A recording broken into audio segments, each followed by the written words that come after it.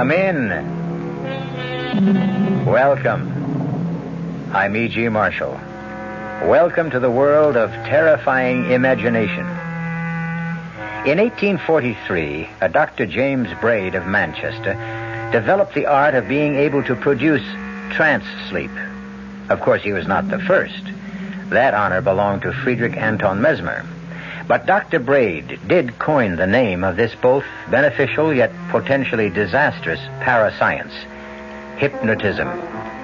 In the skilled hands of a doctor or a psychiatrist, it can be profoundly beneficial. But in the hands of an amateur or someone unscrupulous, it can be murderously dangerous. That's it, Marge. Just keep your eyes on the coin as it goes back and forth. Back and forth. You're getting sleepy. So sleepy. Your eyelids are heavy. You can't hold them up. You've got to sleep. Sleep. Sleep. She's under, Mark. You're putting me on, Jeff. She's faking. No, she's under, all right. She's a hypnotist dream. Very suggestible. Look, I'll prove it to you. What's this? Hey, don't hold it there. Just long enough to show she doesn't react. You could have burned her. Oh, come on. You think I'd do anything to hurt your sister? Well, now that you've got her under, what are you going to do? What would you like her to do? Jeff asked me, what would you like her to do? Well, I would have liked her to murder my father. I wondered how Jeff would have reacted if I'd said that out loud. It almost came out anyway, since it's all I think of these days. How to murder, destroy, wipe out my father.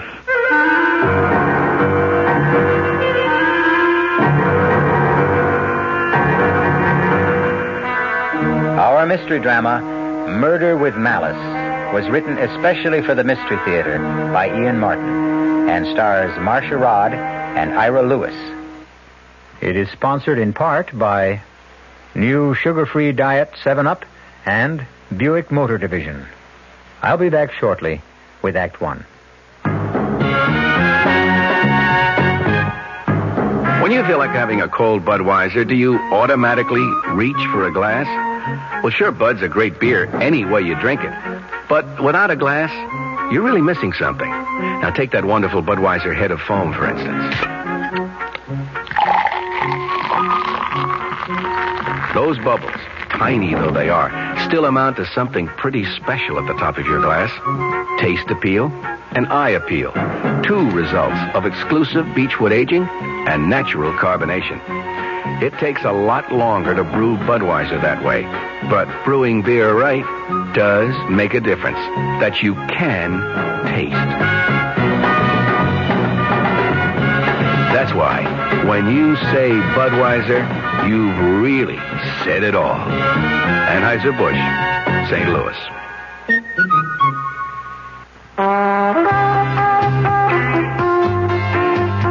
North Jersey is certainly getting a higher yield this season, especially with Suburban Savings' special high-yield savings certificate that you can raise for fun and profit. All you have to do is plant a modest $2,500 minimum in Suburban's limited-issue 7.50% savings certificate. Then put your certificate in a nice, safe place. Suburban takes care of the rest by compounding interest continuously from day of deposit paid quarterly. You'll get a nice, healthy 7.90% effective annual yield on your 7.50% savings certificate when you let it grow from 4 to 10 years. Early withdrawal prior to maturity is, of course, subject to a substantial penalty. So for a nice, healthy 7.90% annual effective yield, grow Suburban's 7.50% savings certificate for fun and profit at any Suburban savings office in northern New Jersey.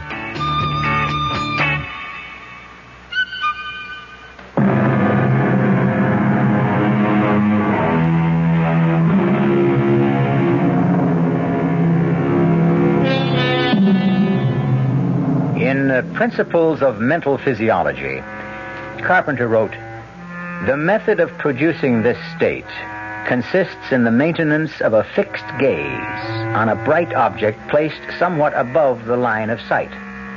A light behind the subject, shining on the bright object, a coin, a jewel, a small mirror, is very helpful. And a darkened room.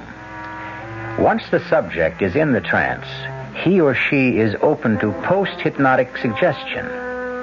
Luckily for our peace of mind and their father's health, Marge is the subject, and not the bloodthirsty Mark. Ever since I can remember, I've hated my father and feared him. But never more so than these last 2 years, since he killed my mother. I'd like to kill him, but I haven't the guts. Well, what, Mark? Huh? Well, what do you mean, what? What do you want me to ask Marge to do? Don't tell me I put you into a trance, too. No, Look, what sort of thing can I ask? Anything within reason. I mean, she won't do anything to hurt herself, or to hurt someone else, or steal, or anything that goes against her natural instincts. Let's keep it simple. You know what you ought to ask her to do? What?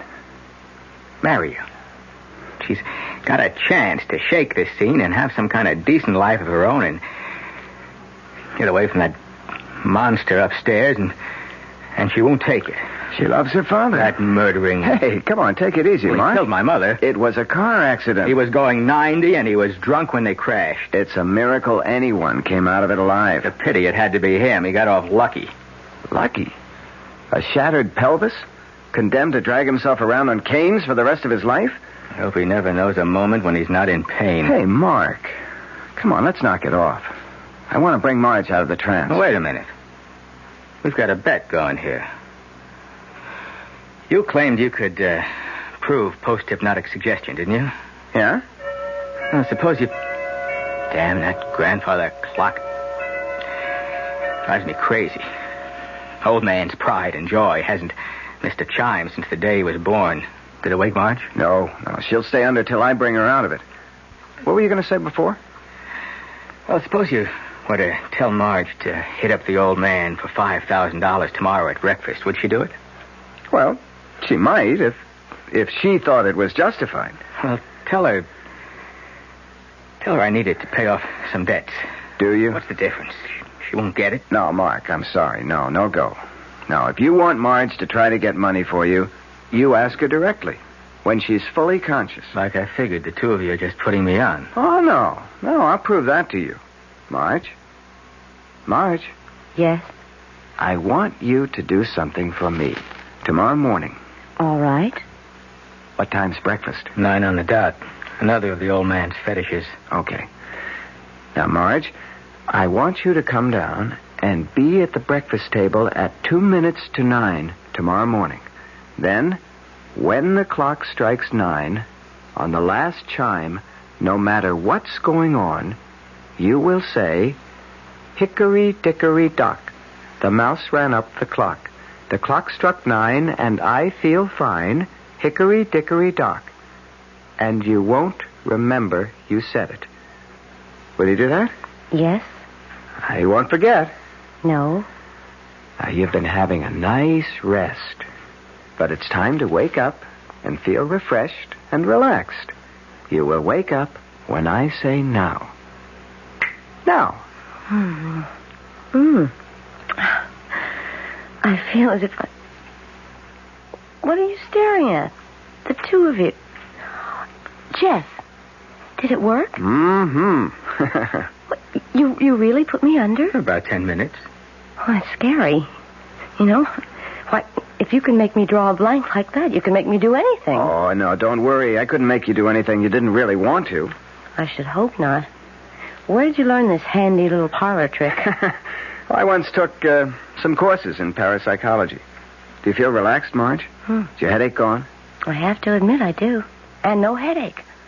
I really feel as if I'd had a whole night's sleep. You're a master magician. No, anyone can do what I did, provided he has the right subject, and that person is willing. Not that I'd advise it, though. It's a dangerous thing to fool around with. But, your friend uses it in his practice. Dr. Frank? Oh, yeah. Occasionally, if it's indicated. Actually, he's relatively conservative for a psychiatrist. I don't need him. Well, honey, I'd like to see you get rid of those headaches. I'm not a candidate for the couch yet. Well, I guess I'll hit the sack. Thanks for the fun and games. Good night. Night, little brother. Good night, Mark. Little brother? Didn't you ever know? I was the first twin to arrive. It's only one of Mark's resentments. He's the one who really needs analysis. Marge, Mark's problems are his own. Yours are something I want to see solved. I don't know why you waste your time with me. If I had any sense in this mixed-up noodle of mine, I'd marry you, have 4 children, and live happily ever after. But I just can't. Because you feel yourself tied to your father. I can't leave him alone, Jeff. I love him. I think, for your sake, Jeff, you'd better forget me. Will you do me one favor first? Will you just go to see Dr. Frank for a few visits? You think I'm that bad off? Well, Marge, you've been pretty mixed up ever since the accident. I know. Okay, Jeff. Maybe you're right. Let me think about it, and maybe I'll call your Dr. Frank tomorrow. Tomorrow? What is it, Jeff? Nothing. It isn't important. It'd be more complicated to undo than to do now. I'll call you then and explain. Morning, Mark. Morning, Dad. You're surprisingly early. Yeah, I wanted to ask you something. If it's money, no. Dad, I'm in bad trouble. Well, then dig yourself out. Dad, Mom left me money that will come to me when I'm 30. Why can't And very wise of her. Maybe in another 6 years, you'll be able to handle it instead of gambling it away. It wasn't Mom's decision. You talked her into it. I most certainly did. Look, you don't understand. I'm mixed up with some very hard guys. If I don't pay them off... Oh, don't talk nonsense. They'll wait for their money. Good morning, Marjorie. Good morning, Dad. Mark, am I late? No, dear, it's just 2 minutes to 9. Sit down. Have your orange juice. I'll pour the coffee first. You sound very chipper. Yes, I had a wonderful sleep last night. Relaxed as a kitten. I wish I could say the same. Well, that's what comes of having a guilty conscience. And what about yours? I wanted to shout at him as I pushed my chair from the table violently and went to the sideboard. I was seething with hate at his smug self-righteousness. Guilty conscience. If he only knew how guilty, how much I wanted him dead. Serving breakfast plates for Marge and me gave me time to regain control. Then the clock began to strike 9, and my mood improved. A small revenge, but if Jeff's trick worked, at least I'd see the pompous old ass look foolish for once. What time did Jeff Henderson leave last night?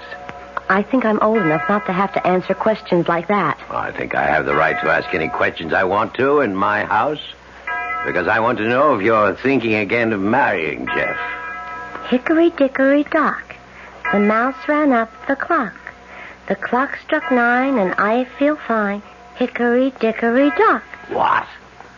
What did you just say, Marjorie? Me?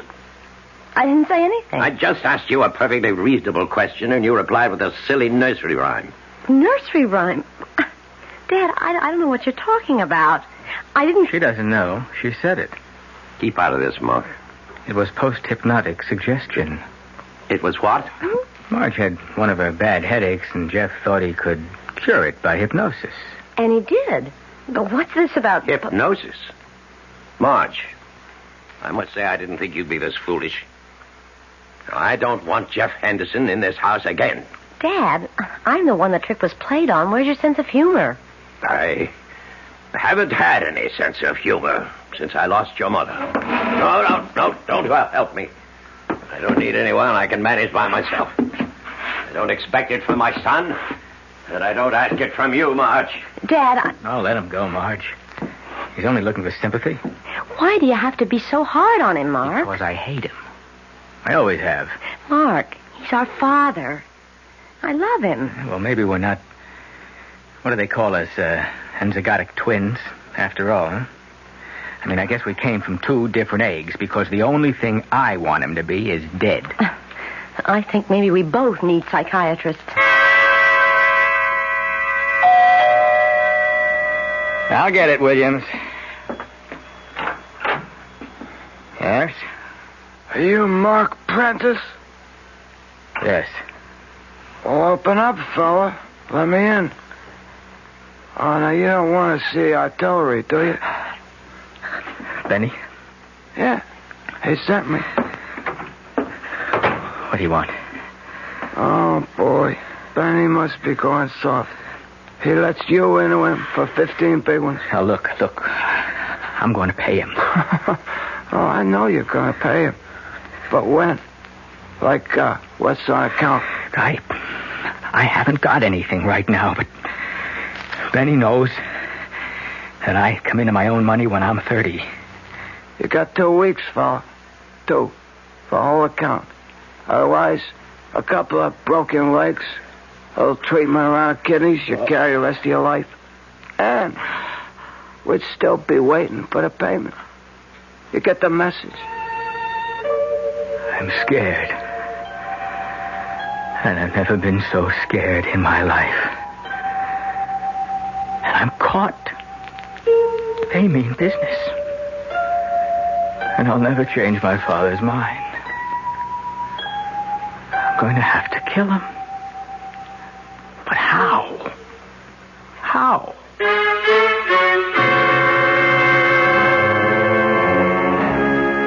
Not exactly the all-American family, the Prentices.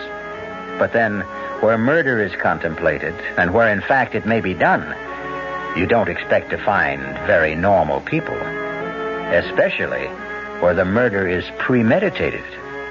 I'll return shortly with Act 2.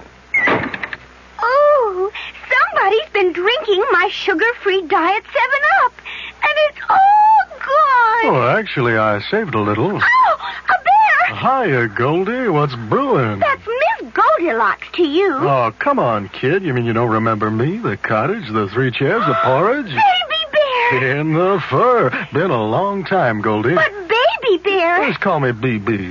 You drank all the sugar-free Diet 7-Up, and I have to conduct another diet drink taste test today. Well, yeah, I saw the sign on the door, a professional taste tester, huh? But how can I conduct my taste test now? Why bother? I tried those other diet drinks, too. You'll notice there's still plenty of them around. Why not ask me? Well, okay, BB. Tell me, why did you drink all the sugar-free Diet 7-Up? I like the taste. Light, fresh, natural, sugar-free Diet 7-Up is definitely unbearably delicious. Mm-hmm. Hey, Mom, what's for dinner? Hey, Mom, what you got? What's for dinner? Check ShopRite's low price on first-cut choice beef chuck steaks, just 57 cents a pound. Fresh ground beef chuck, any size package, 89 cents a pound. ShopRite hamburger rolls in packages of 8, just 3 for $1. Mohawk 5-pound canned ham will serve a crowd for just $4.99. Save on fresh red plums, 3 pounds for $1. Hotel bar butter, 79 cents a pound. For every meal you serve, you'll get a lot more for a little less at ShopRite. She loves the family. She wants the best. She does all that she can do. She lets ShopRite do the rest. Hey, Mom, what's for dinner? ShopRite has the answer. This is WOR New York, an RKO General Station, your station for Mystery Theater.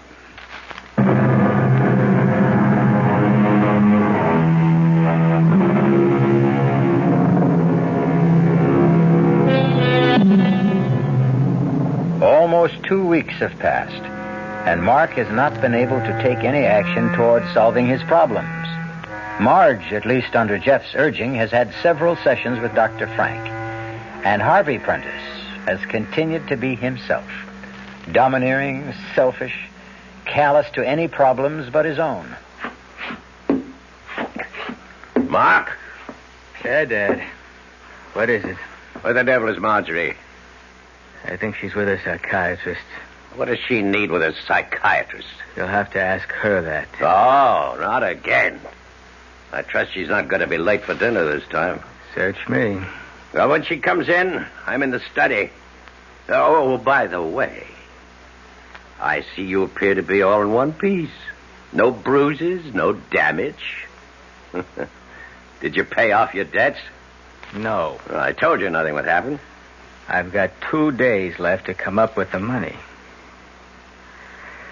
Look, Dad. No.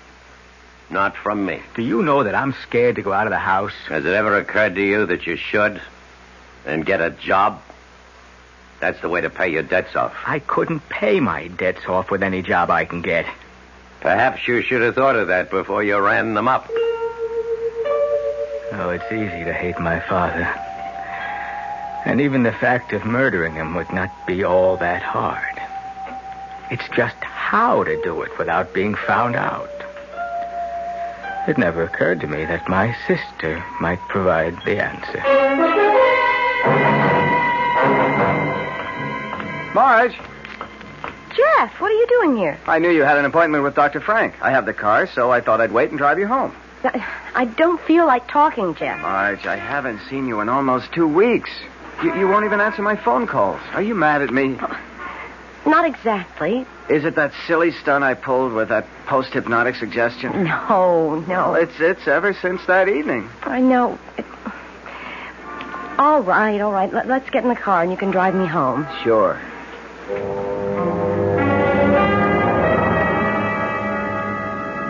I'm so mixed up, Jeff. I wish you'd never suggested Dr. Frank. Oh, now, wait a minute. He's a good guy. Not for my money, he isn't.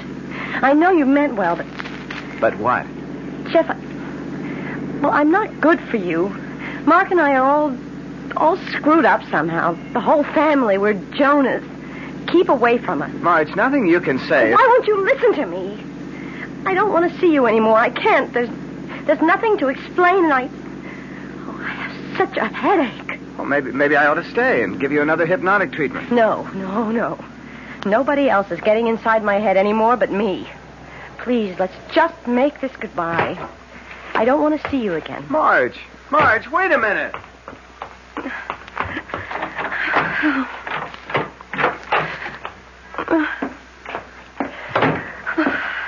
Hey, Marge.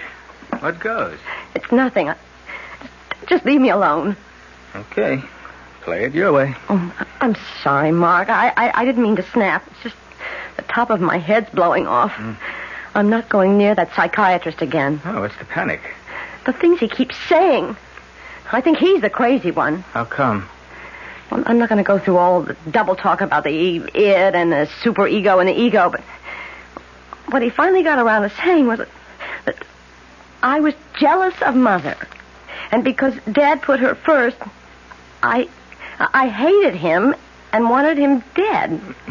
Well, he's got the wrong twin. But how could he say such a thing to me when I literally gave up Jeff to take care of Dad? Search me. I mean, honestly, I thought an Oedipus complex was strictly from the ancient Greeks and for doctors talking to each other. Can you imagine me supposed to hate my father? How could you hate Dad when you dropped everything to take care of him ever since Mom died? See, that's because I'm supposed to have a fixation. And it's only guilt that holds me back from destroying him. What? He says that deep down in my subconscious or whatever, I really want to commit murder. You sure you know what you're saying? I know what Dr. Frank said. That I'll never get rid of my headaches till I get rid of my guilt feelings. And to get rid of those, I'll have to kill him. Dad? That's right. Well, there's a quicker way to get rid of headaches than that. How? Well, get old Jeff back to hypnotize you again. No. Jeff and I are through. I told him that tonight. Well, if you really want to get rid of a headache, well, I could have a shot at the hypnosis route. Jeff said anyone could do it. No, thanks. I'm taking my headache to bed. I won't be down for dinner. Of course, I didn't have the idea right then. But some instinct was nudging me that somewhere, somehow, there was a way out for me. But before I could follow the thought through, the phone rang. Yeah, hello? Hello, Mark. Look, I'm working on it. I think I've got a way to... Benny says you got till day after tomorrow. And then you have time. Well, maybe I could raise, You better raise it off, though. Because that's when Uncle Benny's calling it in. Or the deep six. Hey, mister. Mister! Who's on the phone, Mark? Someone for me, Dad. Did I hear your sister come in? Oh, yeah. Yeah, a few minutes ago. Well, did you tell her I wanted to see her in the study? No. Damn it, face me when I talk. Why not? Because she didn't want to see you. She wasn't feeling well. She went up to bed. Before dinner? She said she didn't feel like eating. And neither do I. Well, what's the matter with you? I'm scared, Dad. That's what's the matter. I'm scared so bad I'm sick. Why? That was some hard guy on the phone. Benny's man. Who's Benny? The man I owe money to. Look, you've got to let me have it. No. You don't understand. If I don't come up with it the day after tomorrow, they could kill me. Don't be ridiculous. All I'm asking is to give me my part of the money that Mom left. Marge got hers. Marjorie could be trusted. You cannot. Please. I'm not your mother, Mark. You haven't got her around to bail you out anymore the way she used to. This time it's your problem and no one else's. The only way you'll ever get any money out of me beyond living expenses is over my dead body. The only way I ever wanted it from him. Over his dead body. And suddenly, at last, I could see the way to do it. Dinner was eaten in stony silence. Just the two of us. After it, my father went back to the study for coffee and brandy. I sneaked upstairs to my father's bedroom, which had been my mother's, too, and searched quickly through her drawers to find what I wanted.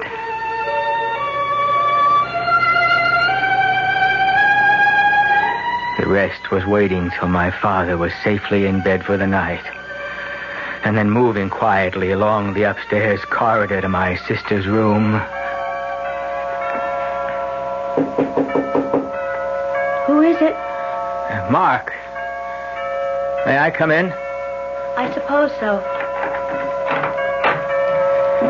I knew you were up. I saw the light under the door.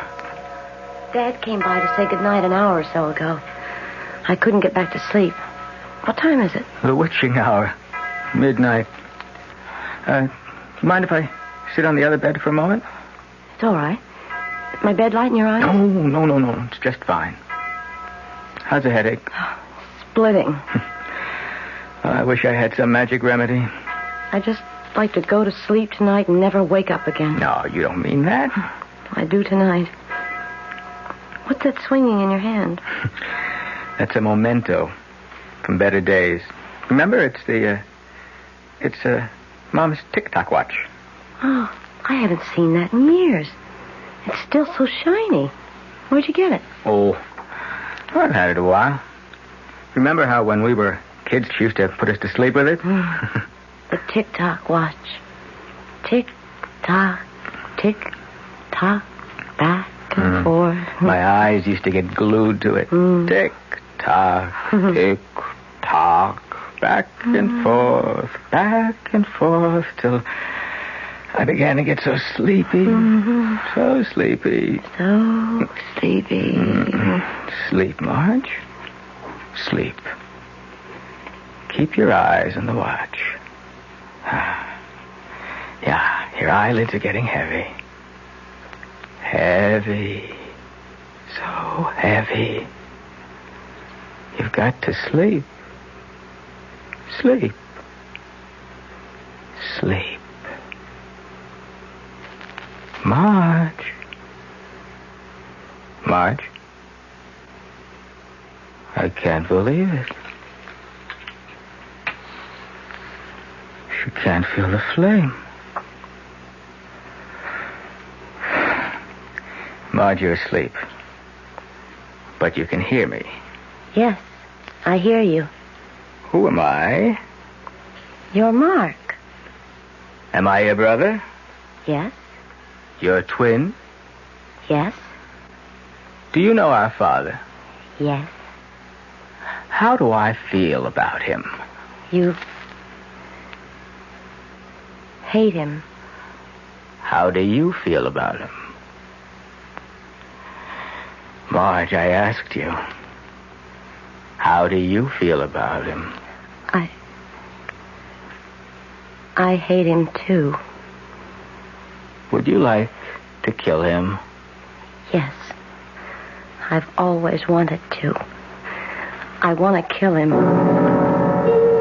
I could hardly believe my luck. And just in time to save my neck. The perfect weapon for the perfect murder. My sister. But did I dare to use it? To hurt her instead of being hurt myself? What would they do to her? What would happen to her if I did what I was planning? And would it even work? What were the odds on the biggest gamble I would ever take in my life?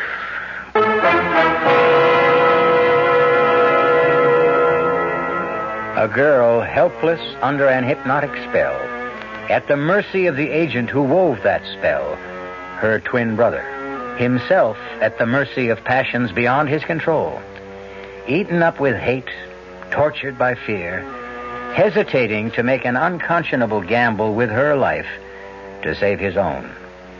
I'll return shortly with Act 3. I'd like to describe a car to you. See what you think of it. First of all, it's small. Second, it's got a 6-cylinder engine, a pretty handy asset these days.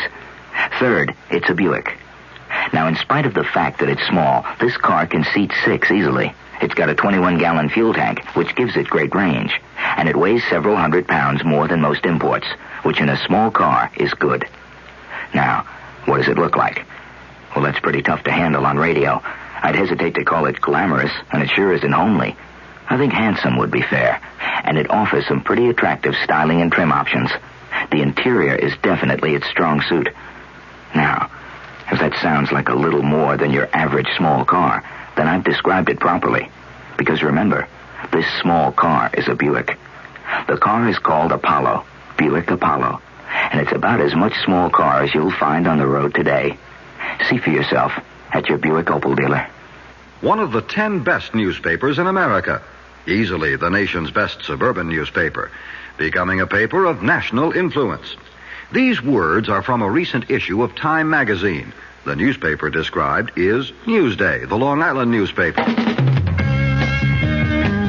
On the basis of editorial excellence, Time magazine selected the 10 newspapers in America that stand out above the rest. One of them was Newsday. Because, as Time noted, Newsday combines solid local coverage with ambitious national and international undertakings. And because Newsday meets Time's other criteria for excellence, it's entertaining and informative. It conducts extended investigations and offers a range of different opinions in its editorial pages. Have Newsday delivered right to your door with no service charge, and see why it's one of the 10 best papers in America. Newsday, Long Island's own newspaper.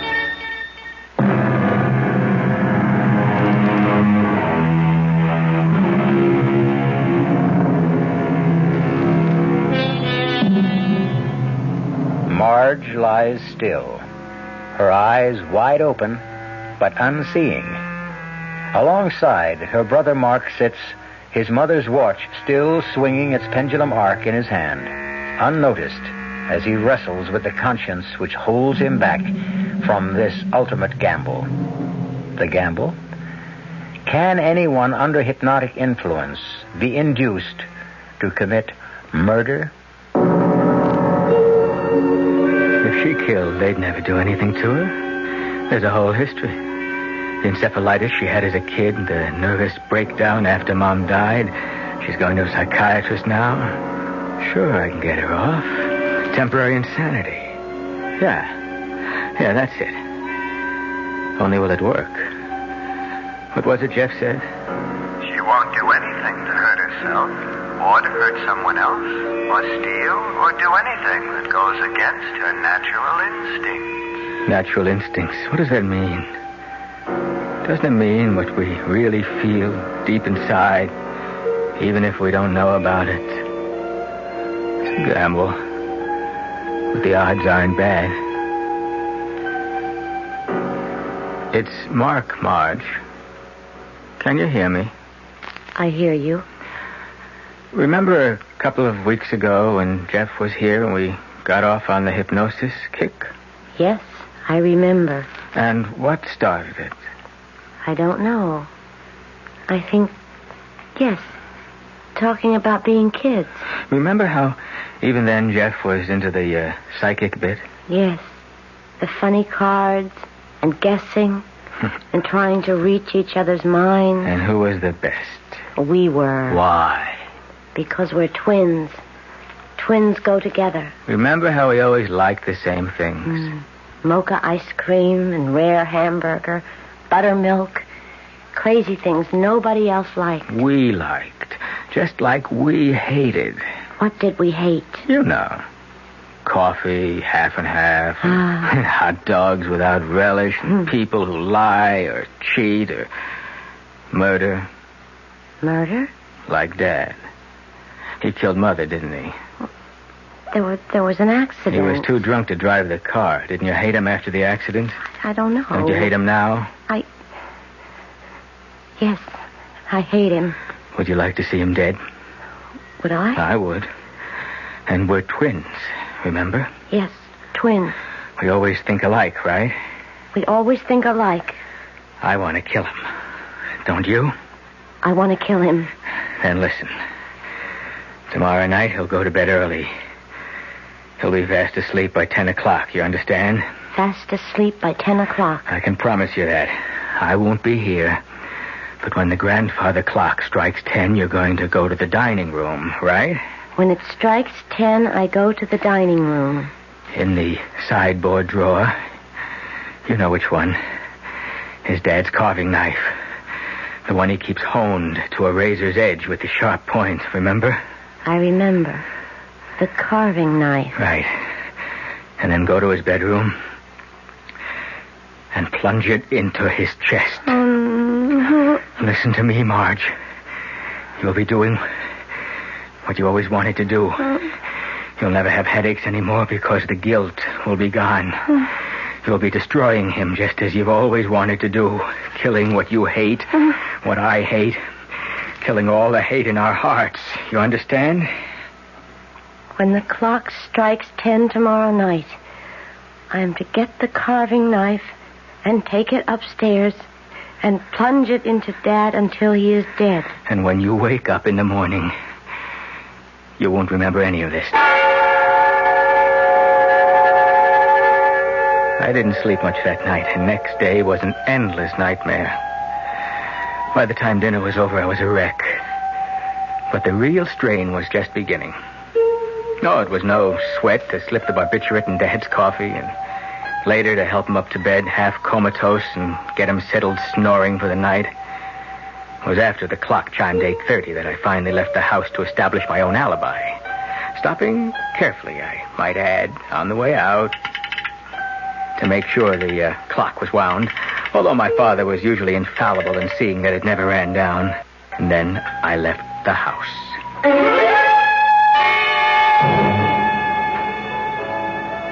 Hey, Mark.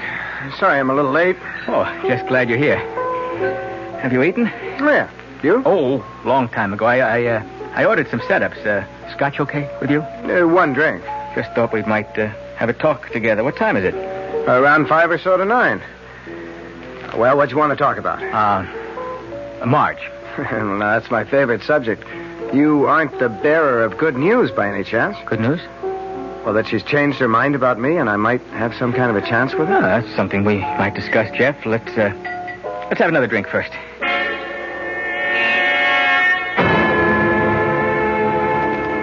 Where was I? Don't you think you should go a little easy on the drinking, Mark? Hey, if I want to get drunk, I'll get drunk. Not with me, Buster. All right, okay, so I'm sober. Where was I? Well, you were trying to explain something about your sister, which is the only reason you're holding me. Oh, Oh, yeah, Marge, yeah. You know, you don't stand a chance as long as Dad's around. Yeah, I'm aware of that problem. Well, supposing it suddenly didn't exist anymore, supposing there wasn't my father. If that's your only question for the evening, maybe we ought to order another drink.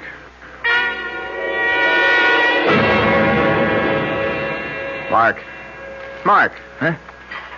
Come on. What? Come on, I paid up. Let's get out of here. No, I can't. What time is it? It's after 10 o'clock. How much? It's 5-10 minutes after 10. That's not long enough. I gotta stay here a while. Okay, suit yourself. I'm going home. Hey, we haven't finished talking. As far as I'm concerned, we have. I want to tell you about Marge. Look, whatever you had to tell me about Marge, if you ever had, it's too late for you to make any sense tonight. Either you come with me now and I'll drop you home, or stay. Get as stoned as you want. I gotta stay. Just a little longer. Doesn't matter anymore. My hands, my feet, everything seemed like lead from the moment 10 o'clock had passed. Before I'd been fired up, nervously tensed, hard put to act normal. Now the drinks meant nothing. I wanted to call it all back. I stumbled to my feet. I rushed out of the bar. In the cab back to the house, I had all sorts of fantasies. Sometimes when the clock got overwound, it would stop. If it hadn't struck 10, maybe my father was still alive. And the other fear, how did I expect my amateur hypnosis would work?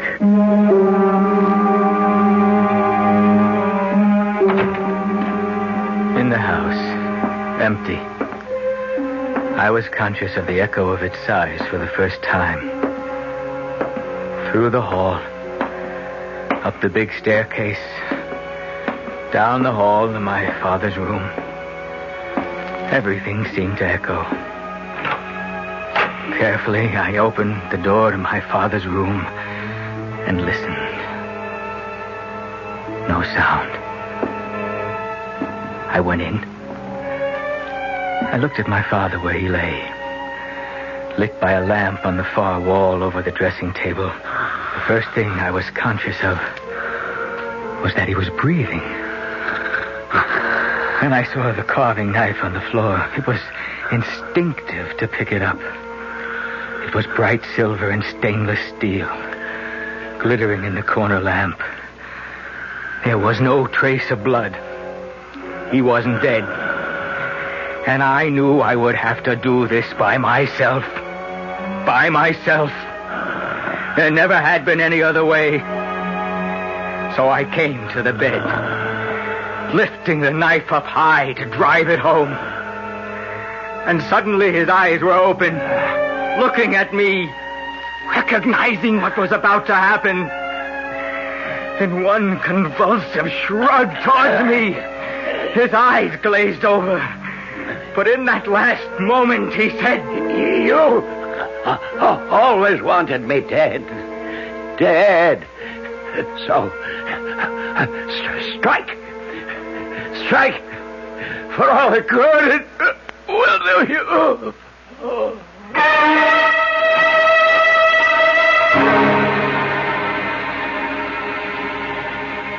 So he's dead, as you wanted him to be. I don't have to listen to you. Oh, yes, you'd better listen to me. What you tried to do to your sister is beyond belief. She hated my father as much as I did. Your thumbnail psychology is about as successful as what you know about hypnotism. Oh, you put Marge to the acid test, and your hypnotic suggestion worked just as you planned it, up till the last moment. How do you know? Because your sister ran to me for help. At the last moment, she couldn't force herself to turn against love. Not for this one man, or me, or you, but just the fact that she was human and normal, and hate was no part of her, but love was. So she dropped the knife and ran to you. Well, you dropped it too, didn't you? When it came to the test, you could no more strike than Marge. Could you? I'll never know. He died before I had the chance. A massive stroke had caused my father's death before I had a chance to kill him. But if I wasn't guilty in fact, I certainly was in intention. And to achieve his death, I would have tried anything within my power. I was lucky to get off scot-free, I thought. And I directed my entire estate be left to my beloved daughter Marjorie, subject to all the provisions to protect it and her from my son Mark, to whom, with all my heart, I leave nothing, not 1 cent.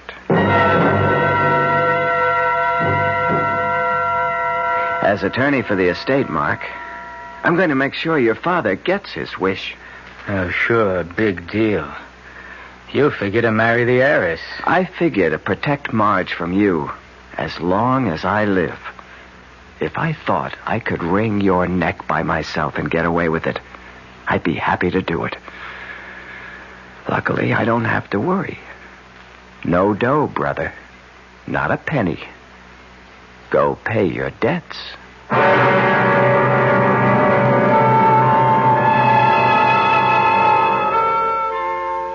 Can one be hypnotized and led to kill? Certainly not from tonight's story, and highly doubtful, if not impossible, no matter who the subject might be. But just in case, I hope we have all learned that it is nothing to meddle with for the uninformed. Like all special areas in life, it should be used by the expert, only in cases of special need.